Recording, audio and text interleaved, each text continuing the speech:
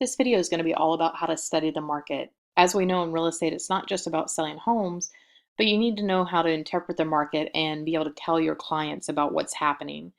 You also are going to need to know about contracts, how to read them, write them, and explain them. And of course, you also need to know how to get business by doing your lead generation.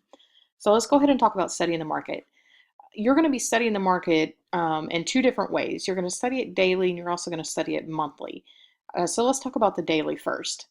So when you're in Fusion on the home page, you're going to go over here to your today's hot sheets. And this is how you're going to study it daily. The very first thing I want you to do is go to change my criteria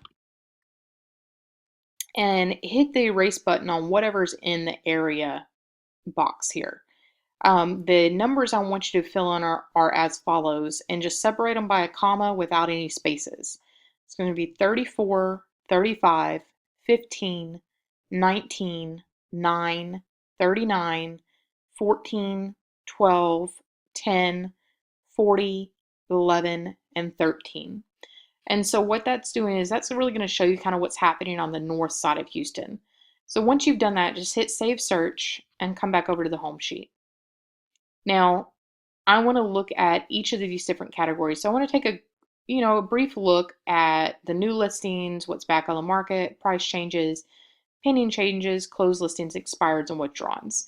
So if you happen to notice expireds and withdrawns are going up as well as price changes are going up, it's a good indication that the market is shifting and headed more towards a buyer's market. And this is just over the past day. So what you're going to want to look at is just click on new listings. And you're probably going to spend a good 30 minutes to an hour each day studying these hot sheets. After doing it over several months to a year or 2 years, you're really going to become the local expert, the real estate expert, by really knowing what's happening in the market. So you're going to want to look at bedrooms, bathrooms, list price, where it's located at. So if I click on the address, it'll pull up a map. And if you're a little unfamiliar where Creekside Forest is, just zoom out a little bit. And you can see that 45 is over here. You've got Woodlands Parkway. If you go down Kirkendall towards Spring and then go on to Creekside Forest, it's over here in the village of Creekside Park. So just getting familiar where properties are being listed is important. And then you're going to click on the MLS number. And you're going to take a look at just the information that's on here. So, of course, subdivision, square footage, lot size, year built, list price, school district, and the schools that are in that the kids would go to. Also, how many bedrooms, bathrooms, garage space. Is it a 2-story, 1-story, 1.5-story? Take a look at the agent remarks, buyer remarks. And then if you keep scrolling down, take a look. Does it have a private pool? Also, what's the tax rate? So tax rate on this is a 2.89. And then average taxes here. Is it in an HOA? This one says it's not. So just taking a little bit of time to study the MLS sheets as well as scrolling through the pictures is really going to give you a good indication of what's on the market. So we'll just take a quick look through some of these photos.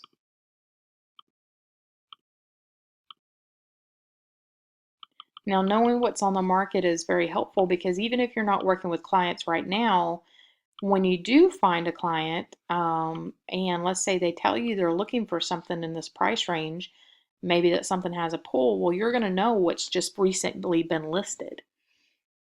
So it's extremely important to not only look at these hot sheets to know what's out on the market, but go out and preview homes too. And one of the best ways to do that is every Tuesday our office has a broker's tour. Go out and preview those homes that the agents have open.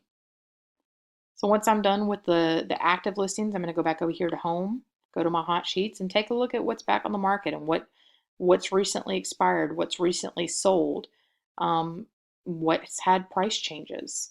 So if I click on that, you can see all these little red arrows going down means that there's houses that are doing price reductions in order to get them sold. So for instance, this one started at 214 and they lowered it to 210.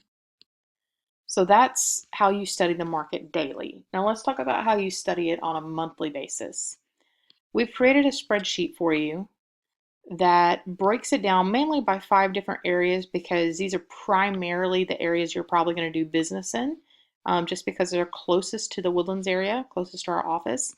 They're area 15, 14, 19, 39, and 40.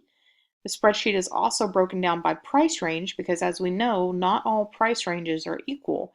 Some are going to sit on the market longer than others.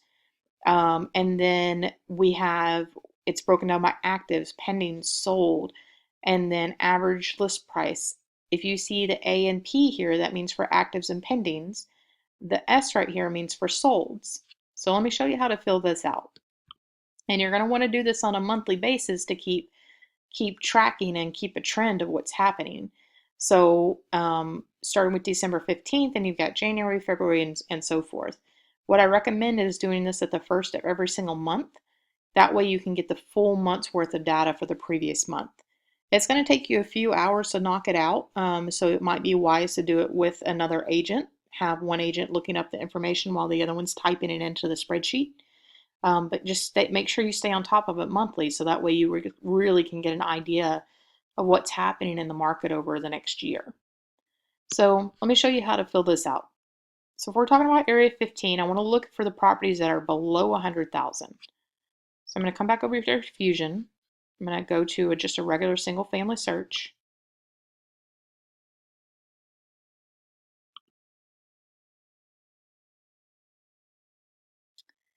And I want to know what the actives and all the pendings are doing. Right now, I don't want to include the sold. And my list price, I'm going to go up to 100,000. And for my area, I'm going to say area 15. Now let me show you how you know what areas are what. So I'm going to go over here to the map, and if you click on this little green button right here called Overlays, click on MLS Area Map, it separates everything into areas right there. And as you can see, we've got 3 over here that are truly not Area 15. So what I want to do is I want to take this pencil tool and just draw around Area 15. So that way I'm only gathering information on the ones that are truly that area. And the reason you'll see some in other areas is just because the real estate agent put it in wrong. They called it Area 15 when it's truly not. So now we only have 20 matches. So what I'm going to do is I'm going to hit results. And I've got 11 green, which are actives. And then I've got total 20. So I'm going to take 20 minus the 11, and I've got 9.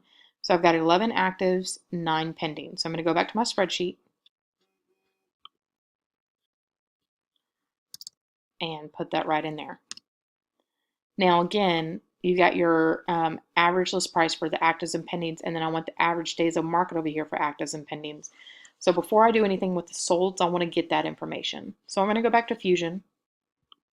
And what you're going to do is you're going to put a check mark right here at the top, and you're going to go over here to your red and green bar graph, which is statistics. Click on that.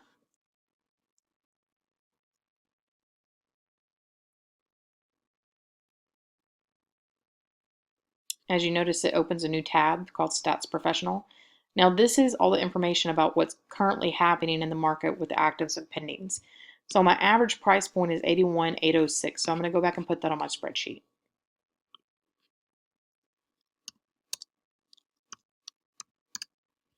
And if I want the average days on market for the actives and pendings, I'm going to go back over here to the Stats Professional tab. Average days on market is 69.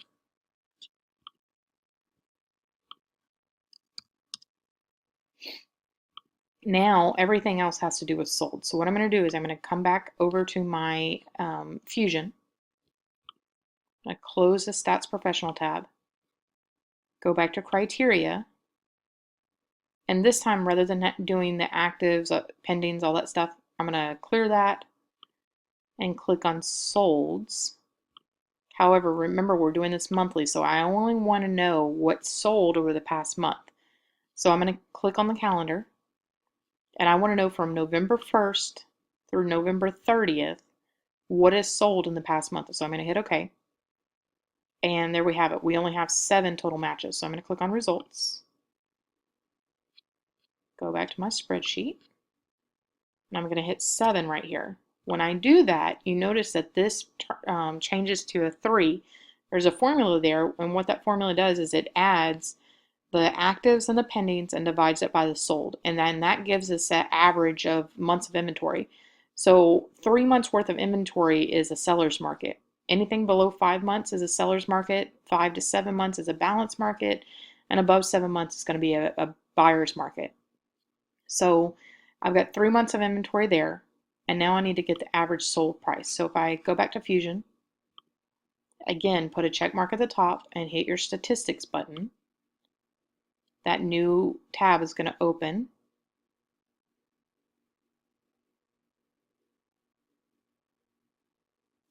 And you want to make sure you're looking at the sold price column, not the list price. So my average sold price is $65,786.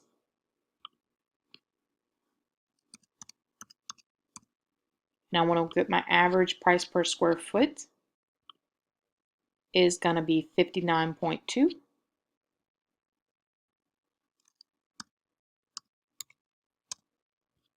My original list price to sales price is 111%, and then sales price to list price is 112%.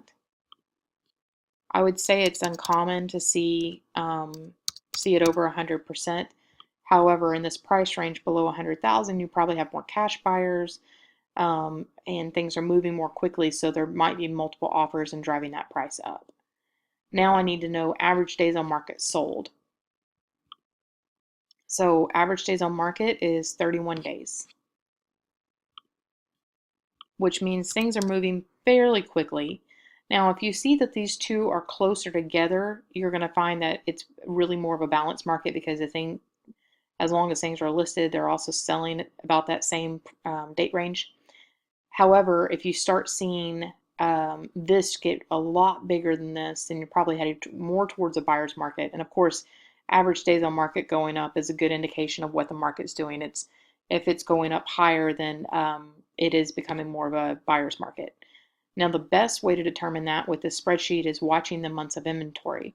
So on the very last tab, there's a year-to-date trend, and so it's formulas that pull from those other tabs. So in December, we're saying we have 3 months worth of inventory here. So let's say, as an example, let's say we're in February and we're getting January's data. So if I go over here to January, and just as an example, let's say I have 10 actives, I have 8 pendings, and only 3 that sold this month. Well, that's 6 months of inventory. So now if I go back to my year-to-date trend tab, you can see it went from 3 months in December up to 6 months in January, so it's trending up. If you do this over several months, you're really going to get a good indication of what the market is doing over the next year.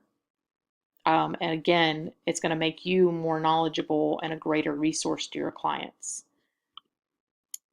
So now you can do that. This is broken down by area, but we can do it by a smaller demographic, meaning or geographic region. So if I wanted to do it by zip code, I could. If I wanted to do it by entire city, I could. If I wanted to do it by a specific subdivision, I could. So as an example down here, I've got Spring Trails. So if I wanted to do a certain price range in Spring Trails, let's say I'm planning on farming that's going to be my farm area, it would be wise of me to consistently look at Spring Trails every single month over the next year to be able to really become that local expert in that neighborhood. So in order to do that, you do it the same way. So if I go back to Fusion and I go back to criteria, this time if I want to know, I'm going to clear out all this information. And if I want to know what is all the active pendings, I'm going to take out sold for right now. And I don't believe Spring Trails is anything below 100,000, so I'm going to take that out. I'm going to start with 201,000 and go up to 300,000. And I'm going to take out the area. Now, for spring trails, you can do it one of two ways. We can either do it as a legal subdivision, or I can always zoom in on the map and draw around spring trails. For this, I'm going to do legal subdivision. If you are doing this for the Woodlands area, it might be wise to actually just draw around the neighborhood, because the Woodlands, the legal subdivision is technically the village of, let's say, Grogan's Mill or Cochran's Crossing, Alden Bridge. So here's Spring Trails right here. So if I click results, you have 12 actives and 3 pending.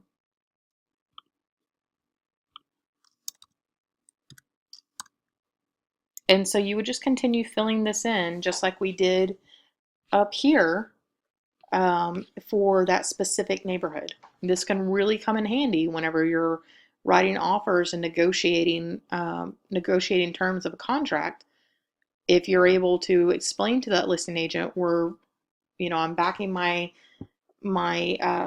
contract up with comps, and I can also show you, let's say the neighborhood is trending up, and which means most likely your seller's house will sit on the market longer. So doing these spreadsheets, studying the hot sheets daily, really getting in there and studying the market is one of the best things that you can do for your career as a real estate agent, because you're really going to truly become the local expert.